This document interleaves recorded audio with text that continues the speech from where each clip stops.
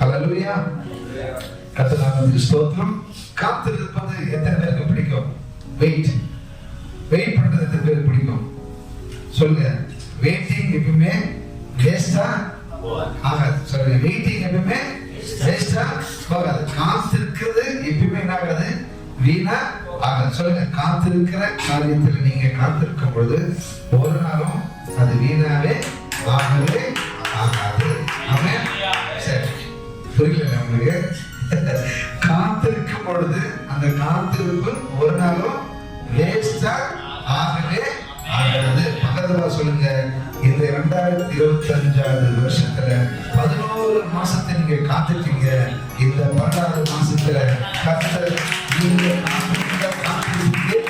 ஒரு நல்ல பதில ஆண்டவர் கொடுக்க போகிறாரு. இந்த காத்திருப்பு நம்மளை எங்க கொண்டு போகுதுன்றத 2026 வருஷத்துல கண்டிப்பா சொல்லுவாங்க. ஒரு மனுஷன் சொல்லி நீங்க காத்திருக்கும் பொழுது நமக்கு என்ன ஏற்படும் சொல்லியிருப்பாங்க? கோபம் வரும், ஏமாற்றம் வரும், வேற என்ன வரும்?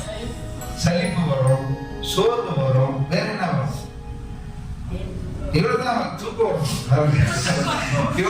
துக்கம் வரும். சாரி, துக்கம் வரும், தூக்கம் வரும் இல்லையா? பஸ் ஸ்டாப்ல காத்திருக்கும் போது, ரயில்வே ஸ்டேஷன்ல காத்திருக்கும் போது, பிளைட் ஏறும்போது காத்திருக்கும் போது, ரேஷன் கடையில காத்திருக்கும் போது, காலேஜ்ல காத்திருக்கும் பொழுது, ஸ்கூல்ல காத்திருக்கும் பொழுது, கேர்ள் ஃப்ரெண்டுக்காக காத்திருக்கும் போது, பாய் ஃப்ரெண்டுக்காக காத்திருக்கும் போது, அப்ப காத்திருக்கிறதுல ஆரம்பமே எப்படி இருக்கும்?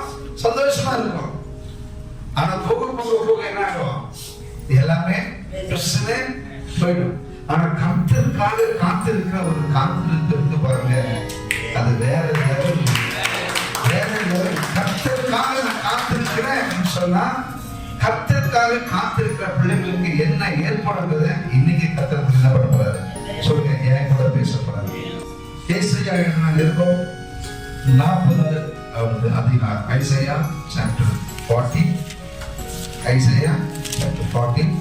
ஏசாயா 40வது அதிகாரம் 31வது வசனத்தை ஜெபத்தோடு தாகத்தோடு உண்மையோடு நீங்க ஜெபம்ங்க. கர்த்தர் கூட பேசுவார். கர்த்தருக்கு காத்திருக்கிறவர்களே புதுபலன் அடைந்து கழுதைகளை போல செட்டைகளை அடித்து எழுப்புவார்கள். அவர்கள் ஓடினாலும் இளைப்படையார்கள், நடந்தாலும் சோர்ந்து போகாதிருப்பார்கள். கர்த்தருக்கு காத்திருக்கிறவர்களோ புதுபலன் அடைந்து கழுதைகளை போல செட்டைகளை அடித்து எழுப்புவார்கள்.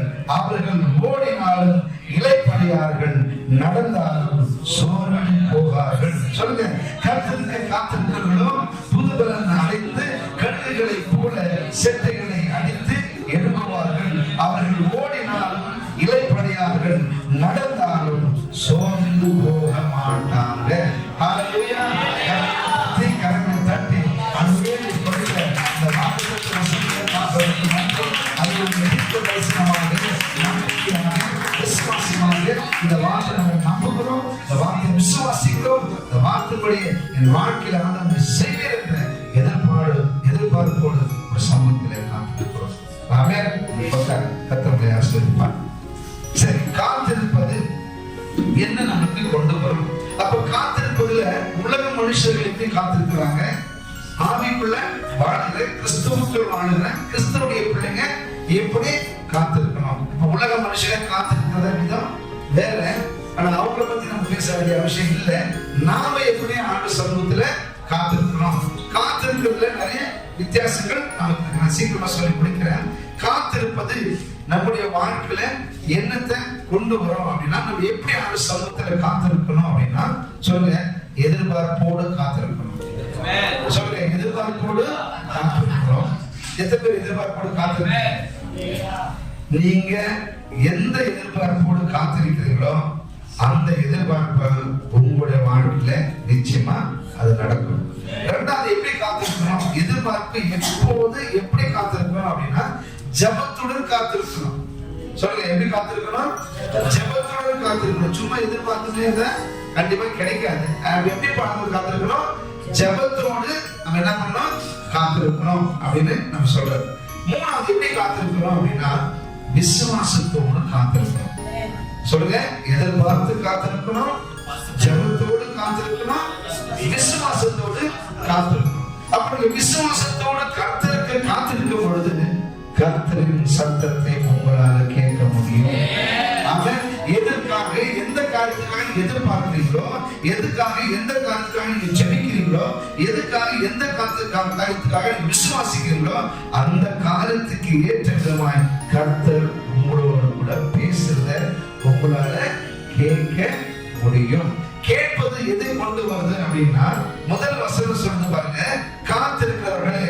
நான் சொல்றேன் ஃபர்ஸ்ட் வசனம், அதுல 4-5 காரியங்கள் இருக்கு. நான் 5 காரியம் சுருக்கமா சொல்லி முடிக்கிறேன். ஃபர்ஸ்ட் வசனத்துல நான் சொல்றேன், கர்த்தருக்கு காத்திருக்கிறவர்களே. கர்த்தருக்கு காத்திருக்கணும். எப்படி காத்திருக்கணும்? எதிர்பார்ப்போடு காத்திருக்கணும், ஜெபத்தோடு காத்திருக்கணும், விசுவாசத்தோடு காத்திருக்கணும். அப்படி நீங்க விசுவாசத்தோடு காத்திருக்கும் பொழுது சொல்லுங்க, கர்த்தர் ஏன் கூட பேசுவாரு. அப்ப கர்த்தர் நம்ம கூட பேசும்போது நமக்கு என்ன ஏற்படும்? பலன் ஏற்படும். இரண்டாவது என்ன சொல்றாரு? பலன் ஏற்படும். ஃபர்ஸ்ட் என்ன சொல்றாரு? கர்த்தருக்கு நீங்க காத்திருங்க. கர்த்தருக்கு நீங்க காத்திருக்கும் போது புது பலன் அடைவீர்கள். சொல்லுங்க, புது பலன் அடைவீர்கள். இந்த புது பலன் எனக்கு என்ன கொண்டு வரும்? சொல்லுங்க, இந்த புது பலன் எனக்கு என்ன கொண்டு வரும் அப்படின்னா, இந்த புது பலன் எனக்கு புதிய சந்தோஷத்தை கொண்டு வரும். ஆமென். இந்த புது பலன் எனக்கு புதிய சந்தோஷத்தை கொண்டு வரும், புதிய ஒரு நம்பிக்கை எனக்கு கொண்டு வரும், புதிய எனக்குள்ள ஒரு வல்லமையை கொண்டு வரும். ஹalleluya. சொல்லுங்க, receive the name of Jesus.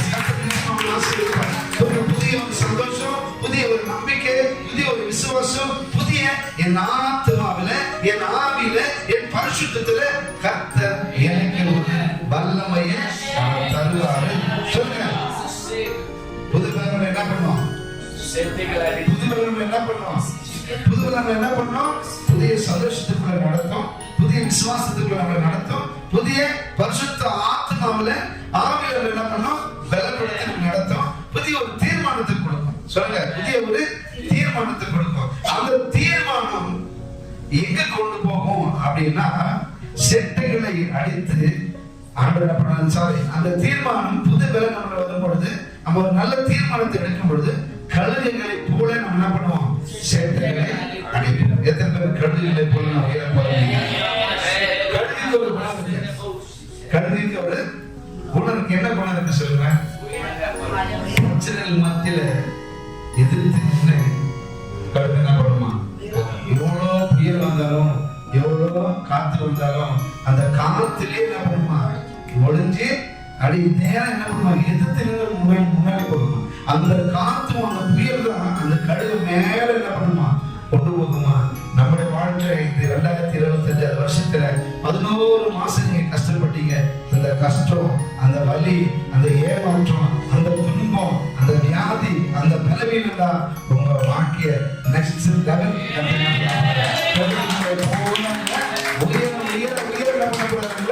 கொண்டு போகும். அப்ப கழுகு ஒரு புயல் வந்தா அது பயந்து ஓடாது. கழுகுக்கு ஒரு புயல் வந்தா அது பயந்து ஓடாது. அதற்கு எதிர்த்து நின்று அந்த புயலோடு கூட என்ன பண்ணுமா? வாழ்க்கையில முன்னேறி செல்ல அது முயற்சி செய்யுமா. அப்போ கர்த்தர் சொல்கிறார், புயல் உன்னை தாழ்த்துவதற்காக அல்ல, உன்னை உயர்த்துவதற்காக. புயல் உன்னை தாழ்த்துவதற்காக அல்ல, உன்னை உயர்த்துவதற்காக. சொல்லுங்க, கஷ்டம் வருது உங்களை கீழே தள்ளுறதுக்காக அல்ல. சொல்லுங்க, கஷ்டம் வருது உங்களை கீழே தள்ளுறதுக்காக அல்ல, ஏமாற்றம் வருது உங்களை கீழே தள்ளுறதுக்காக அல்ல, தோல்வி வருது உங்களை கீழே தள்ளுறதுக்காக அல்ல, உங்களை நெக்ஸ்ட் லெவலுக்கு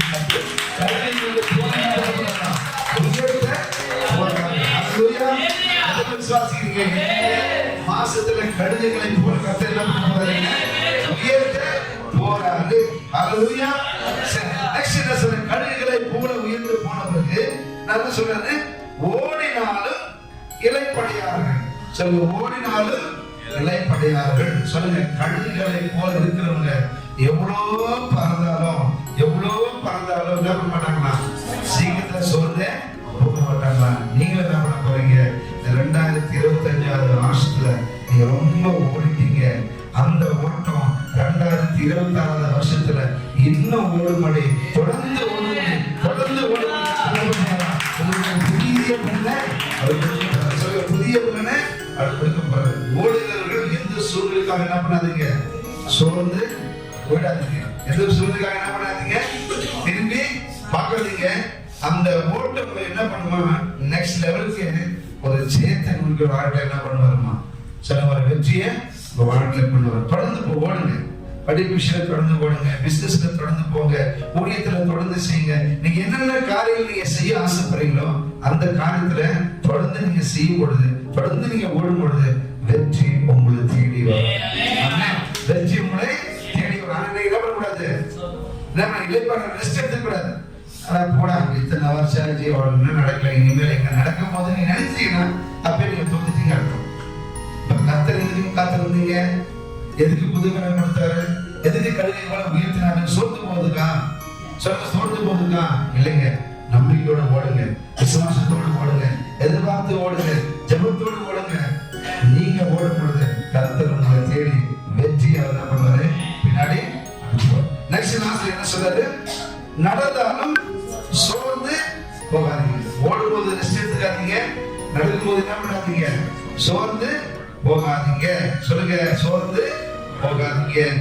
ஏன் சோர்ந்து போக கூடாது அப்படின்னு சொல்றேன்னா, நீ நடக்கும் பொழுது நான் கூடவே நடப்பேன். நடக்கும் பொழுது நான் கூடவே நடப்பேன். ஐயோ நான் நடந்து வரேன், எனக்கு யாருமே இல்லையே, எனக்கு துணை யாருமே இல்லையே, எனக்கு சப்போர்ட் பண்ண யாருமே, எனக்கு ஹெல்ப் பண்ண யாருமே இல்லையே, எனக்கு மோட்டிவேட் பண்ண யாருமே இல்லையே, எனக்கு என்கரேஜ் பண்ண யாருமே இல்லைன்னு நினைக்காதீங்க. கர்த்தர் சொல்றாரு, நான் உன் கூட நடந்து வரேன். நான் கூட நடந்து வரேன். இத்தனை வருஷம் உன் கூட நடந்து வந்தவன், இனிமேல் என்ன பண்ணுவேன், உன் கூட நான் நடந்து வருவேன். என் எண்ணமோ என் சிந்தனையை என் நோக்கமோ எங்க இருக்கணும், அவருக்குள்ள இருக்கணும். சொல்லுங்க, அவருக்குள்ள இருக்கணும். இருக்குமா இருக்காதா? அதுதான் இந்த வாக்குத்தத்த வசனங்களை நான் சொல்லி முடிக்கிறேன். கர்த்தர் சொல்றாரு, கர்த்தருக்கு காத்திருக்கிறவர்களே புதுபலன் அடைந்து கழுகுகளை போல சக்திகளை அடைத்து எழுப்புங்கள். அவர்கள் ஓடினாலும் இலைப்படியார்கள், நடந்தாலும் சோர்ந்து போக மாட்டாங்க. சொல்லுங்க, நான் சோர்ந்து போக மாட்டேன், நான் ரெஸ்ட் எடுக்க மாட்டேன், கழுகுகளை போல உயர்ந்து பறப்பேன், புது பலத்தோடு பறப்பேன். அவன் காத்திருந்த காத்திருப்போடு நான் முன்னேறி செல்வேன். கர்த்தர் ஆசீர்வதிப்பார்.